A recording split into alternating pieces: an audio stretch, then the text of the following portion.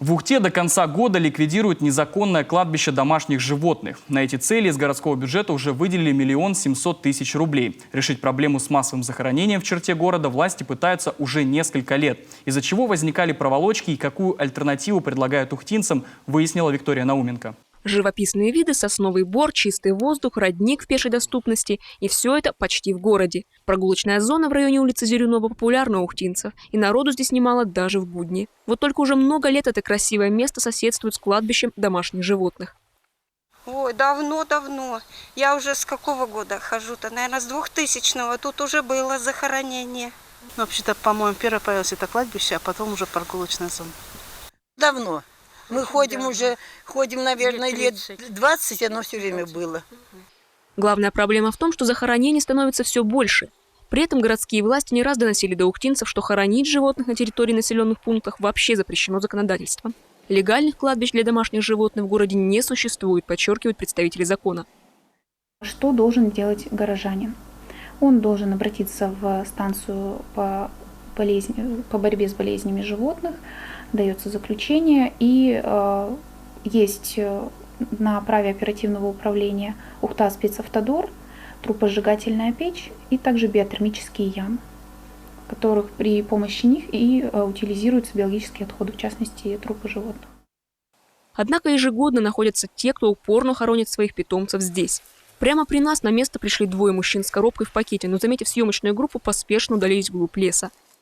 Когда в этом месте стали появляться первые захоронения животных, ухтинцы уже не помнят. Но сейчас здесь около 100 могилок, и это только те, которые обозначены надгробиями и табличками. Причем среди них есть совсем свежие.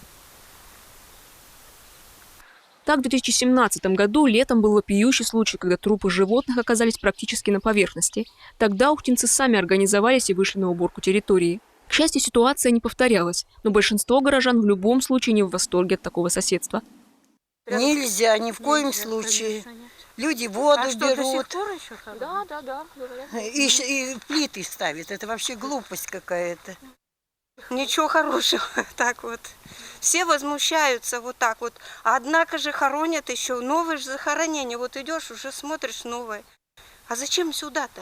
Сами же ходим, правильно? Вот я такого мнения, что надо, конечно, как-то, чтобы не хоронили сюда. В 2019 году прокуратура Ухты уже через суд обязала мэрию ликвидировать несанкционированное захоронение животных, произвести рекультивацию, так как земля относится к зоне охраны и защиты лесов. Суд установил срок до 31 декабря 2019 года кладбище убрать. Однако по ряду причин сроки затянулись. Потому что решение суда было в начале года. У нас обычно бюджет формируется с конца предыдущего, поэтому деньги уже были расформированы, денежные средства. И, соответственно, не было денежных средств на тот период.